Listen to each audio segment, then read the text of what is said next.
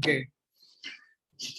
तो हम सभी देख रहे हैं यहाँ पे कंपनी ने रेड लाइन से डिस्क्लेमर दिया हुआ है कि we are not an investment company and we do not ask for deposit loans from the public. हम किसी भी इन्वेस्टमेंट सेक्टर से रिलेट नहीं करते हैं, ना ही किसी भी तरीके का पब्लिक से डिपॉजिट की या लोन की हम मांग करते हैं। हम किसी भी तरीके का आरओआई या फिर इंटरेस्ट प्रोवाइड करने की बात नहीं करते हैं कंपनी की तरफ से। हम किसी भी बैंकिंग या फिर फाइनेंस सेक्टर से रिलेट नहीं करते हैं। हम एक आईटी सेक्टर की कंपनी है और अगर कंपनी के बारे में बात की जाए तो कंपनी का नाम है व्यूनो मार्केटिंग सर्विसेज प्राइवेट लिमिटेड, जो कि एक वेंचर पार्ट है व्यूनो ग्रुप का। जैसे हम सभी जानते हैं Reliance group, Tata group, Birla groups of company है, उसी तरह हम व्यूनो ग्रुप्स ऑफ कंपनी के एक वेंचर पार्ट है। कंपनी एक ISO certified cloud service provider है और कंपनी का जो ट्रेडमार्क है वो है cloud particle.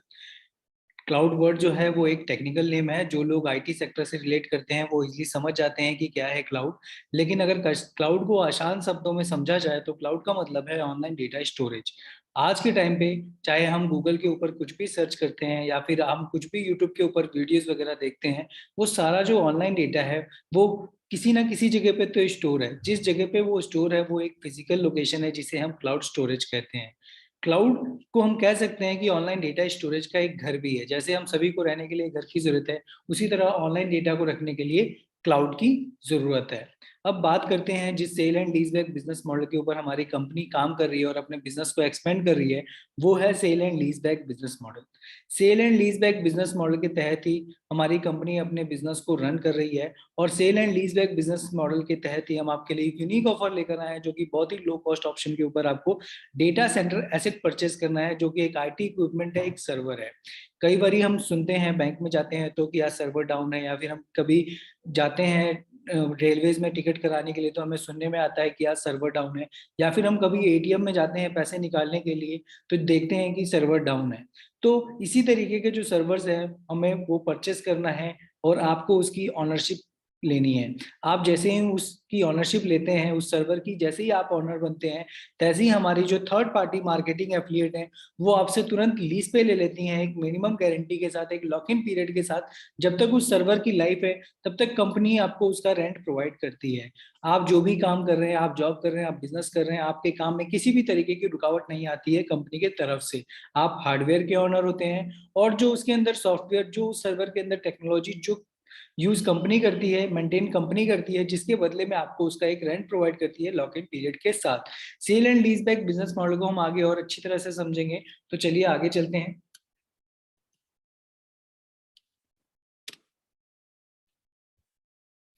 Welcome to the land of business opportunity. एक बार फिर से स्वागत है आपका इस बिजनेस अपॉर्चुनिटी के अंदर। इस बिजनेस अपॉर्चुनिटी से आपको आने वाले समय में काफी ज्यादा फाइनेंशियली हेल्पफुल मिल सकता है।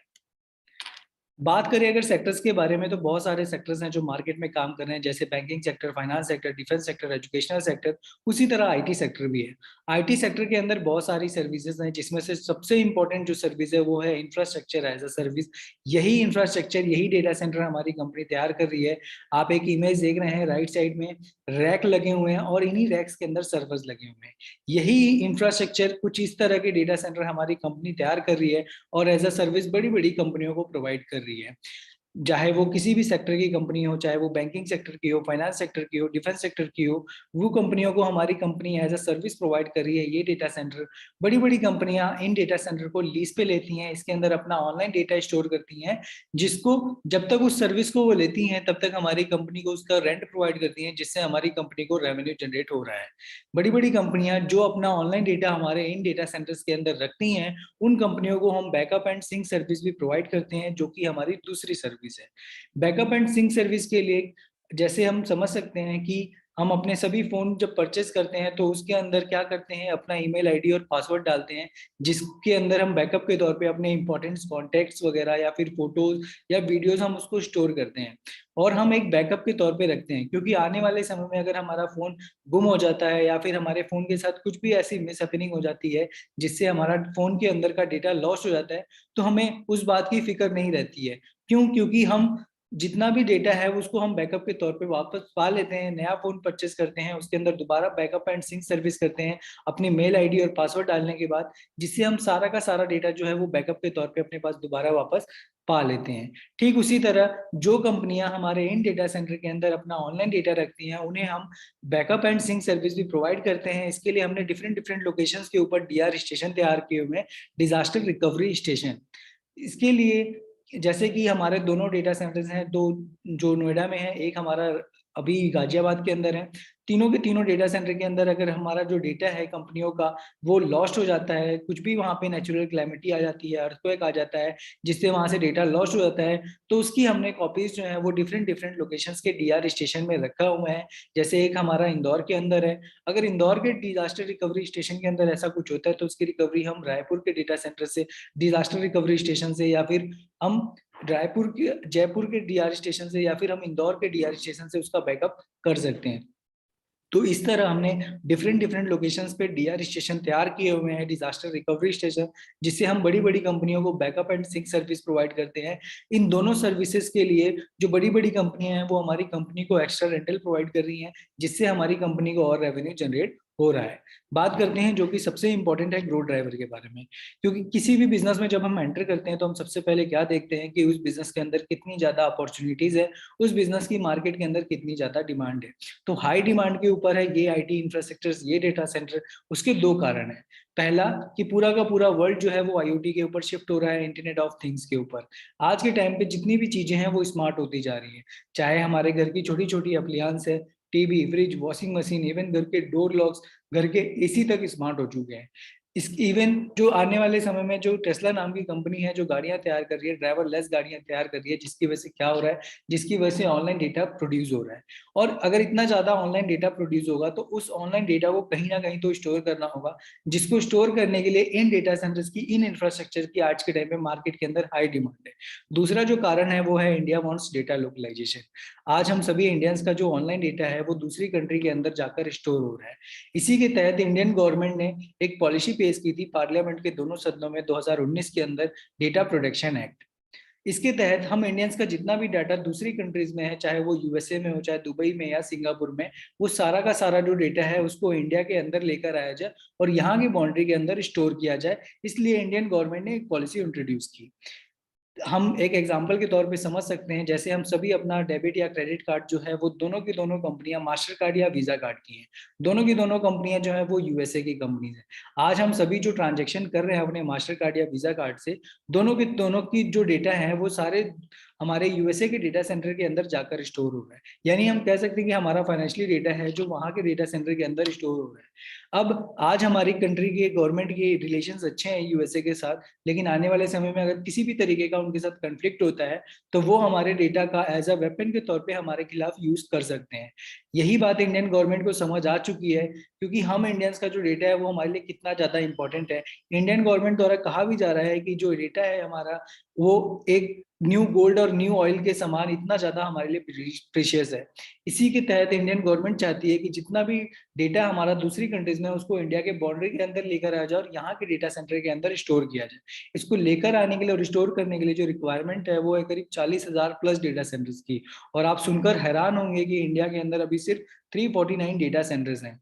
यानी इसकी डिमांड इतनी ज्यादा है और सप्लाई बहुत ही कम है। अब जो बड़ी बड़ी कंपनियां हैं जो दूसरी कंट्री के अंदर हमारे ऑनलाइन डेटा को स्टोर करके रखा हुआ है, उनके पास दो ऑप्शन होंगे। या तो वो इंडिया के अंदर आए, अपना डेटा सेंटर तैयार करें, लेकिन ये डेटा सेंटर तैयार करने की जो अमाउंट है वो 100 करोड़ से लेके 1,000-2,000 करोड़ तक की होती है। तो वो इतनी बड़ी इन्वेस्टमेंट इंडिया के अंदर करेंगे नहीं। उनके पास जो सबसे इंपॉर्टेंट पार्ट होगा वो ये होगा कि हमारी कंपनी के द्वारा ही बनाए गए डेटा सेंटर्स को वो लीज पे लें और इसके अंदर अपना ऑनलाइन डेटा स्टोर करें। ये बात हुई थी इंडिया के बारे में। अब बात करते हैं ग्लोबल मार्केट साइज के बारे में कि ग्लोबल मार्केट में क्या चल रहा है। तो नेस्कॉम नाम के की एसोसिएशन है, national association of software service company, इन्होंने 2018-19 में एक सर्वे किया था और एक रिपोर्ट तैयार की थी। इस रिपोर्ट के तहत करीब पूरे वर्ल्ड वाइड में 20 लाख करोड़ के डेटा सेंटर तैयार होने थे 2022 तक। लेकिन जैसा कि हम देख रहे हैं कि ये जो रिपोर्ट तैयार हुई थी 2019 में हुई थी, और 2019 के बाद क्या हुआ, 2019 के बाद हम सभी जानते हैं कि कोविड आया, और कोविड आने के बाद क्या हुआ, हम सभी का जो काम था वो ऑनलाइन में शिफ्ट हो गया। बच्चों की जो एजुकेशन थी ऑनलाइन क्लासेस स्टार्ट हो गई। इवन हमारे जो जॉब्स थे वो वर्क फ्रॉम होम स्टार्ट हो गए। इवन जो हम मूवीज वगैरह थिएटर्स में जाकर देखते थे वो सारी की सारी मूवीज ओटीटी प्लेटफॉर्म के ऊपर ऑनलाइन रिलीज हुई है। आज हमने घर बैठे सारी मूवीज ऑनलाइन देखी है। जिसकी वजह से क्या हुआ, जिसकी वजह से ऑनलाइन डेटा इतना ज्यादा प्रोड्यूस हुआ इन एक सालों में, सिर्फ 2019 और 2020 के बीच में, जिसकी वजह से ये जो एस्टिमेट लगाया गया था ये खत्म हो गया।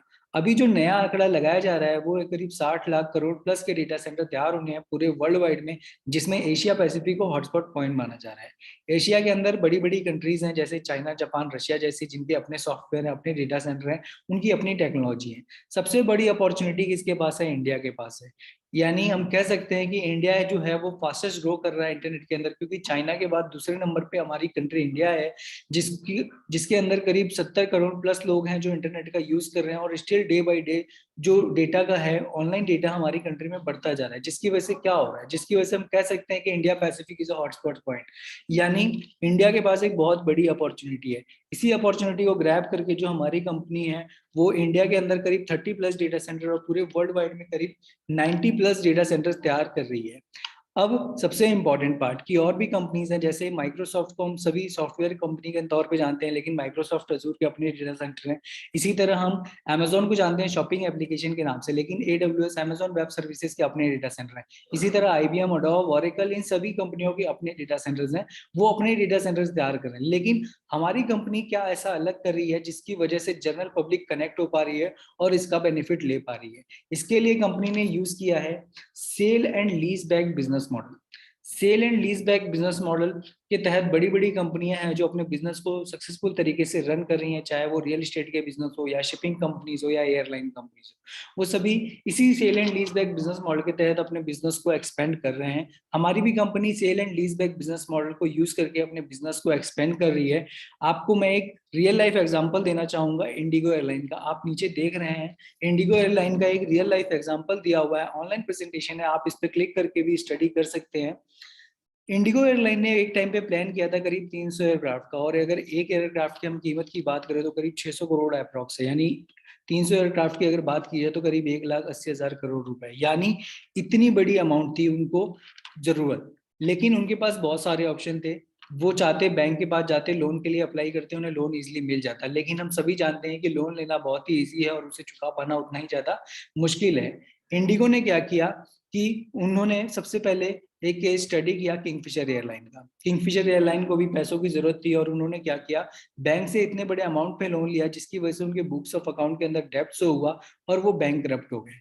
वो लोन चुका नहीं पाए। आज भी जो उनके ऑनर है विजय माल्या, वो इंडिया के बाहर है। आज भी इंडिया की गवर्नमेंट और बैंक्स ढूंढ रही है उन्हें लोन चुका पाने के लिए। ये सारी दिक्कतें इंडिगो को नहीं देखनी थी, इसलिए इंडिगो ने क्या किया, उनके पास और ऑप्शन थे एंजल फंडिंग के। लेकिन एंजल फंडिंग में क्या होता है, जिस कंपनी के जितने ज्यादा शेयर्स लगे होते हैं उस कंपनी के साथ उतना प्रॉफिट भी शेयर करना पड़ता है। जैसे हम सभी यूज करते हैं पेटीएम का एप्लीकेशन। पेटीएम के अंदर जो 77% शेयर्स हैं वो अलीबाबा के हैं। यानी पेटीएम को जितना प्रॉफिट होता है उससे कहीं ज्यादा उन्हें अलीबाबा के साथ शेयर करना पड़ता है। ये सारी दिक्कतें इंडिगो को फेस नहीं करनी थी, इसलिए इंडिगो ने sale and lease back business model use करते हुए बड़े बड़े बिजनेस टाइकून को अपने यहाँ पे इन्वाइट किया और उन्हें ये ऑफर दिया कि जो एयरक्राफ्ट आप मार्केट से 600 करोड़ का परचेस कर रहे हो, अगर आप हमारे थ्रू उसको परचेस करते हो हम 550 करोड़ का देंगे। 50 करोड़ का उन्हें बेनिफिट दिया। ऐसा कैसे किया इंडिगो ने? इंडिगो ने क्या किया कि पहले ही जो 300 एयरक्राफ्ट थे उन्होंने बल्क में ऑर्डर किया। और हम सभी जानते हैं कि बल्क में किसी भी चीज को ऑर्डर किया जाए तो उसकी कॉस्ट जो है वो हमें कट होके आती है। बिजनेस टाइकून को जो ये ऑफर दिया 50 करोड़ का उन्हें बेनिफिट हो रहा था, उन्हें बहुत ही अच्छा लगा ये ऑफर। लेकिन उनके माइंड में एक ख्याल भी आया कि हम इसको परचेस तो कर सकते हैं, लेकिन हम इसका करेंगे क्या? क्योंकि एयरक्राफ्ट है, कोई गाड़ी तो है नहीं कि हम इसको घर के आगे खड़ा करें या फिर हम इसको खुद ही ऑपरेट करें। ना ही हमारे पास इसको खड़ा करने के लिए एयरपोर्ट के ऊपर फ्लीट है। हम इसको परचेस तो कर लेंगे लेकिन इसका करेंगे क्या? इंडिगो से बिजनेस टाइकून्स ने क्वेश्चनिंग करी कि सर हम इसको परचेस तो कर लेंगे लेकिन इसका करेंगे क्या? इंडिगो ने कहा कि सर आप इसको अपने पॉकेट के हिसाब से एक दो जितने एयरक्राफ्ट है आप उसको परचेस करिए, आप उसकी ऑनरशिप लीजिए।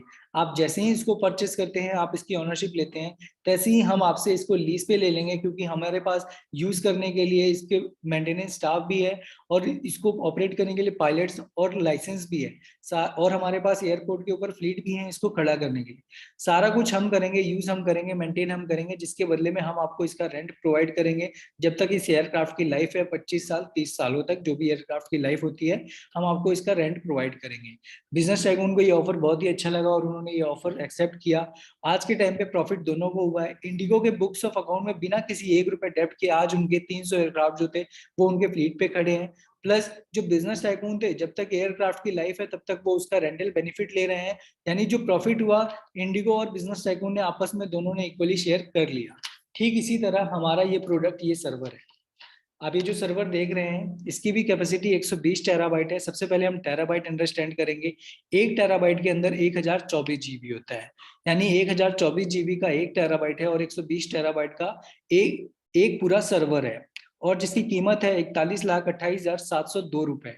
बहुत ही बड़ी कीमत है ये, लेकिन हमने आपसे स्टार्टिंग में ही एक यूनिक ऑफर बोला था कि हम आपको एक यूनिक ऑफर दे रहे हैं। वो यूनिक ऑफर क्या है कि इतनी बड़ी अमाउंट के साथ जनरल पब्लिक नहीं कनेक्ट हो पाएगी, इसलिए कंपनी ने क्या किया कि जनरल पब्लिक भी इसके साथ कनेक्ट हो पाए और इसका बेनिफिट ले पाए। इसलिए कंपनी ने क्या किया कि 120 टेराबाइट को 120 पार्टिकल में डिवाइड कर दिया, यानी 1 टेराबाइट 1 पार्टिकल। अब जो कंपनी ने कॉस्ट निकाली 1 टेराबाइट 1 पार्टिकल की, वो थी 34,406 रुपए, जिसका आपको मंथली रेंट आता है 1,029 रुपए 10 सालों तक, यानी 120 महीनों तक आपके अकाउंट में। अब बात करें अगर इस सर्वर के बारे में, तो इस सर्वर को भी रखने के लिए बड़े बड़े डेटा सेंटर्स की जरूरत है, मेंटेनेंस के लिए ट्रेंड आईटी स्टाफ की जरूरत है, जिसको कंपनी यूज कर रही है, मेंटेन कर रही है, जिसके बदले में आपको इसका रेंट प्रोवाइड कर रही है एक लॉक इन पीरियड के साथ। और जो इसकी भी एक लाइफ है जो कि है 10 सालों तक। 10 सालों तक ही क्यों? क्योंकि हर किसी चीज की एक लाइफ होती है, जैसे एक एयरक्राफ्ट की लाइफ थी उसी तरह इस सर्वर की भी लाइफ है 10 सालों तक। 7 साल इसकी ओरिजिनल इक्विपमेंट मैन्युफैक्चरिंग गारंटी है और कंपनी इसको 3 सालों तक रिफर्बिश करके यूज करती है। जैसे हम सभी जब अपना फोन परचेस करते हैं तो उसकी एक लाइफ होती है, उसकी एक गारंटी वारंटी पीरियड होती है 2 साल या 3 साल की, लेकिन उसके बाद भी अगर हमारे फोन के चार्जिंग पिन में इशू आता है या कोई भी टेक्निकल इशू आता है तो हम उसको रिसॉल्व करके यूज करते हैं, हम अपने फोन पे फेंकते नहीं है। ठीक इसी तरह इस सर्वर के अंदर भी इन 3 साल के अंदर कोई भी छोटा मोटा टेक्निकल इशू आता है, कंपनी उसको रिसॉल्व करके यूज करती है, जिससे इसकी जो पूरी लाइफ है वो 10 ईयर्स तक की है। आफ्टर 10 ईयर्स ये जो सर्वर्स हैं वो इंडियन गवर्नमेंट की पॉलिसी के द्वारा ई वेस्ट हो जाते हैं। अब आप एक एग्जांपल देख रहे हैं, 1 से लेके 360 पार्टिकल्स तक आप परचेस कर सकते हैं एक पैन कार्ड के ऊपर। फॉर एग्जांपल अगर आप 4 पार्टिकल का प्लान करते हैं 1,37,623 रुपए, जिसका कॉस्ट है, आपको रेंटल आएगा आपके अकाउंट में 4,854 रुपए। ये जो अमाउंट है आपके अकाउंट में आता है, जो ग्रॉस रेंटल अमाउंट है वो आपके डॉक्यूमेंट में जो मेंशन होगा वो होगा 5,110 रुपए, जिसके अंदर 5% फैसिलिटेशन प्रोसेसिंग चार्जेस डिडक्ट होते हैं। आफ्टर डिडक्शन के बाद की जो अमाउंट है आपको जो शो हो रही है वो आपके अकाउंट में आती है। ठीक इसी तरह अगर आप 20 पार्टिकल का प्लान करते हैं 6,88,117 रुपए, जिसका आपको मंथली रेंट आता है 25,005 रुपए। ये जो अमाउंट है ये भी आपके अकाउंट में आती है, और जो ग्रॉस रेंटल अमाउंट आपके डॉक्यूमेंट में मेंशन होती है वो होती है 26,775 रुपए, जिसके अंदर इंडियन गवर्नमेंट द्वारा टीडीएस अमाउंट भी डिडक्ट है, क्योंकि टीडीएस अमाउंट डिडक्ट होता है अगर रेंटल अमाउंट 14,999 से ज्यादा का होता है तो इंडियन गवर्नमेंट उसमें टीडीएस अमाउंट डिडक्ट करती है। 2% टीडीएस और 5% फैसिलिटेशन प्रोसेसिंग चार्जेस डिडक्ट होने के बाद की जो आपको अमाउंट चोरी है वो आपके अकाउंट में आती है। ठीक इसी तरह 40 पार्टिकल है जिसका कॉस्ट है 13,76,234 रुपए, जिसका आपको मंथली रेंट आता है 52,448 रुपए। इसी तरह 80 पार्टिकल अगर आप परचेस करते हैं 27,52,468 रुपए, जिसका आपको मंथली रेंट आता है 1,08,022 रुपए। ये भी आपके अकाउंट में आती है। जो ग्रॉस रेंटल अमाउंट आपके डॉक्यूमेंट में मेंशन होती है वो होती है 1,15,668 रुपए, जिसके अंदर सेम एज 2% इंडियन गवर्नमेंट द्वारा टीडीएस और 5% फैसिलिटेशन प्रोसेसिंग चार्जेस डिडक्ट होने के बाद की अमाउंट आपको जो शो हो रही है वो आपके अकाउंट में आती है। ठीक इसी तरह 120 पार्टिकल यानी पूरा एक सर्वर जब आप परचेस करते हैं 41,28,702 रुपए, जिसका आपको मंथली रेंट आता है 1,64,319 रुपए। ये जो अमाउंट है आपके अकाउंट में आती है। जो ग्रॉस रेंटल अमाउंट आपके डॉक्यूमेंट में मेंशन मेंशन होती है वो होती है 1,75,950 रुपए, जिसके अंदर सेम है TDS 2% और 5% फैसिलिटेशन प्रोसेसिंग चार्जेस डिडक्ट होने के बाद की जो आपको अमाउंट हो रही है वो आपके अकाउंट में आती है 120 महीने यानी पूरे 10 सालों तक। सबसे इंपॉर्टेंट पार्ट है इस प्रेजेंटेशन का कस्टमर एश्योरेंस का, क्योंकि किसी भी चीज को अगर हम परचेस करने जाते हैं तो हम सबसे पहले डिमांड करते हैं कि हमें इसके ऑनरशिप डॉक्यूमेंट क्या प्रोवाइड किए जा रहे हैं। ठीक इसी तरह अगर आप पार्टिकल या सर्वर परचेस करते हो तो कंपनी आपको ऑनरशिप डॉक्यूमेंट प्रोवाइड करती है, जिसके अंदर मेंशन होता है आपका नाम, आपके सर्वर का सीरियल नंबर, आपका सर्वर इस समय किस लोकेशन पे किस डेटा सेंटर में लगा हुआ है, ताकि आप परचेस करने के बाद उस जगह पे जाके फिजिकली देख सके कि आपका सर्वर जो है वो किस लोकेशन किस डेटा सेंटर में लगा हुआ है।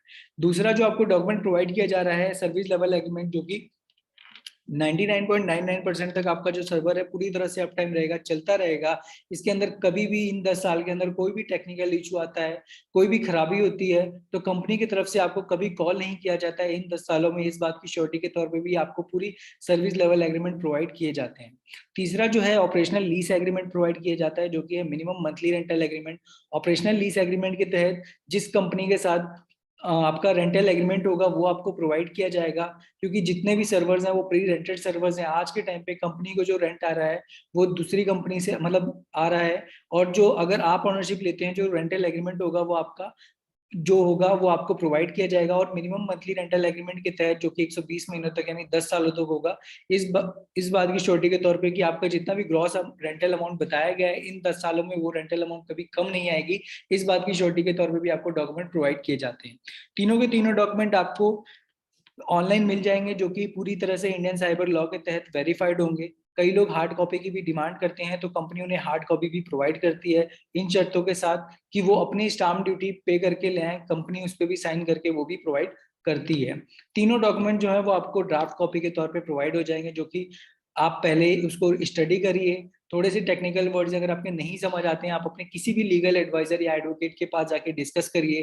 अगर वो आपको कहते हैं कि इसके अंदर एक दो लाइन और ऐड कर देने से आप और ज्यादा ही सुनिश्चित हो जाएं तो कंपनी वो भी आपको ऐड ऑन करके प्रोवाइड करती है, इन शर्तों के साथ कि वो जितनी भी बातें हैं वो आप हमारे legal tree India law form पे आप उसको मेल करिए। जितनी भी बातें हैं वो इंडियन लॉ के तहत होनी चाहिए, क्योंकि आज के टाइम पे करीब हमारी 9,000 प्लस फैमिलीज हैं जो इसका बेनिफिट ले रही हैं। उनके भी डॉक्यूमेंट में हम वो सेम चेंजेस करके उन्हें भी वो चीज प्रोवाइड कर सकें, इसलिए जितनी भी बातें हैं वो इंडियन लॉ के तहत होनी चाहिए। बात करें अगर कंपनी के ऑर्गेनाइजेशनल स्ट्रक्चर के बारे में तो व्यूनो मार्केटिंग सर्विसेज प्राइवेट लिमिटेड जो इंफ्रास्ट्रक्चर डेटा सेंटर तैयार करती है ये मार्केट में 2016 से है। व्यूनो इन्फोटेक जो हमारी दूसरी कंपनी है, जो हमारा दूसरा प्रोजेक्ट है एज डेटा सेंटर का, वो तैयार करती है। ब्लू लाइन के सर्कल में आप ये जो कंपनीज देख रहे हैं जीवाईटी इन्फोटेक व्यूनो ऑनलाइन टेक्नोलॉजी, ये सारी हमारी सेल्स एफिलिएट कंपनीज है। और जानकारी के लिए आप हमारे viewnoonline.com जो हमारी वेबसाइट है उस पर भी आप क्लिक करके स्टडी कर सकते हैं, गूगल भी करके आप स्टडी कर सकते हैं कंपनी के बारे में और भी चीजें। अब बात करते हैं लोकेशन के बारे में तो कॉर्पोरेट ऑफिस है हमारा आकाशदीप बिल्डिंग बाराखमा रोड दिल्ली में। मार्केटिंग ऑफिस हमारा आइथम टावर सेक्टर 62 नोएडा में। जोनल ऑफिस हमारा 12th फ्लोर मोतिया royal business park Zirakpur Punjab के अंदर। डेटा सेंटर्स की तो दोनों लोकेशन है, दोनों को लोकेशन पे है, एक सीवाई फ्यूचर दादरी रोड, दूसरा हमारा वेबवर्क्स फैसिलिटी सेक्टर 63 नोएडा में। डेटा सेंटर जो हमारा एक तैयार हो रहा है मोटा मेरे रोड गाजियाबाद में, वर्क इन प्रोग्रेस पे है। एज डेटा सेंटर एक हमारा पूरी तरह से कंप्लीट है, मोटा मेरे रोड गाजियाबाद में पूरी तरह से वर्किंग पे है। आप इसको भी फिजिकली जाके लोकेशन पे देख सकते हैं। एज डेटा सेंटर एक हमारा मोहाली एयरपोर्ट रोड एरिया पे आ रहा है, वर्किंग प्रोग्रेस पे है। जल्द ही आने वाले 1 महीने के अंदर यहाँ पे भी पूरी तरह से कंप्लीट होगा, आप इसको भी जाकर लोकेशन पे देख सकेंगे। एक हमारा एज डेटा सेंटर पट्टी कल्याण हरियाणा के अंदर तैयार हो रहा है, NH1 के ऊपर वर्किंग प्रोग्रेस पे है, इसको भी जल्दी आप जाकर वहां पे देख सकेंगे। बात करते हैं की पीपल मैनेजमेंट के बारे में, क्योंकि सबसे इंपॉर्टेंट पार्ट होता है कि मैनेजमेंट में कौन लोग हैं जो काम कर रहे हैं। तो बीसी रॉय सर के बारे में बात करें, कंपनी के मैनेजिंग डायरेक्टर हैं, ब्रॉडबैंड साइंटिस्ट हैं। WBCL world broadband communication limited के ये 15 सालों तक CEO रह चुके हैं। साथ ही इंडिया के अंदर जो पहला डेटा सेंटर तैयार हुआ था मोटोरोला के साथ मिलकर, वो बीसी रॉय सर की देखरेख में तैयार हुआ था। इंडिया के अंदर आज से करीब 20 साल पहले जो टीवी चैनल्स देखते थे हम थ्रू एंटीना देखते थे, उसके बाद केबल वाली वायर्स आई, उसके बाद टेक्नोलॉजी और अपडेट हुई और D2S सर्विस आई। D2S सर्विस का जो पहला लाइसेंस था आकाशगंगा के नाम से इंडियन गवर्नमेंट द्वारा, वो बीसी रॉय सर के नाम पे इशू किया गया था। अब बात करते हैं सुखविंदर सर के बारे में। कंपनी के CEO हैं, ब्रॉडकास्ट इंजीनियर हैं। ब्रॉडकास्ट इंजीनियर का मेन काम है टीवी चैनल्स तैयार करना। आज हम जो करीब 900 प्लस टीवी चैनल्स और आईपीटीवी चैनल्स देख रहे हैं, जिसमें से करीब 30 प्लस टीवी चैनल्स और आईपीटीवी चैनल सुखविंदर सर द्वारा तैयार किया गया है। इन्हें टेक्नोलॉजी एंटरप्रेन्योर इसलिए कहा जाता है क्योंकि जो टीवी चैनल बनाने की कॉस्ट लगभग 50 से 100 करोड़ की थी, इन्होंने टेक्नोलॉजी यूज करके उस कॉस्ट को बहुत ही कम करके तैयार किया है, जिसके लिए इन्हें पूरे वर्ल्ड वाइड में करीब 4 टाइम्स अवार्ड्स मिल चुके हैं और इंडिया में फर्स्ट 3 रैंक पे आते हैं टीवी चैनल्स की कॉस्ट कटिंग करके तैयार करने के लिए। नितिन श्रीवास्तव सर की बात करें अगर, तो कंपनी के डायरेक्टर के तौर पे हैं और मीडिया एंटरटेनमेंट कॉर्पोरेट सेल्स से बिलोंग करते हैं। कंपनी का जितना भी B2B सेल्स की देख रेख है वो नितिन श्रीवास्तव सर के द्वारा की जाती है। यशवंत राणे सर के बारे में अगर बात करें, कंपनी के डायरेक्टर हैं, रियल एस्टेट इनके वेयर हाउसिंग है पूरे मुंबई महाराष्ट्र में, बेसिकली ये महाराष्ट्र से बिलोंग करते हैं। मोहम्मद सोहेल सर कंपनी के लीगल एडवाइजर के तौर पे हैं, legal tree India law firm के एडवोकेट हैं, प्रैक्टिसिंग लॉयर हैं Delhi high court supreme court के अंदर। कंपनी का जितना भी लीगली तौर पे देख रेख है वो मोहम्मद सोहेल सर द्वारा किया जाता है। अब बात करते हैं आरिफ निसार सर के बारे में, ड्यूनो ग्रुप के मेंटर के तौर पे हैं और सीनियर जर्नलिस्ट हैं। इंडियन गवर्नमेंट द्वारा जो भी आईटी सेक्टर से रिलेटेड रूल्स रेगुलेशंस गाइडलाइंस आती हैं, कंपनी उसको प्रॉपर तरीके से फॉलो करे, उसकी देखरेख भी आरिफ निसार सर द्वारा किया जाता है। सीनियर जर्नलिस्ट होने के साथ साथ इनका एक लंबा चौड़ा करियर रहा है बड़े बड़े न्यूज चैनलों के साथ, जैसे एनडीटीवी, जी न्यूज, एबीपी न्यूज के साथ, और आपने इनको बड़े बड़े न्यूज चैनलों में भी डिबेट्स करते हुए देखा होगा, सुना होगा। तो ये हमारी कंपनी के मोस्ट इंपॉर्टेंट की पीपल्स हैं। Thank you so much for joining us. Hope जितनी भी चीजें हैं आपकी वो क्लियर हो गई होंगी। Thank you so much. ठीक है सर।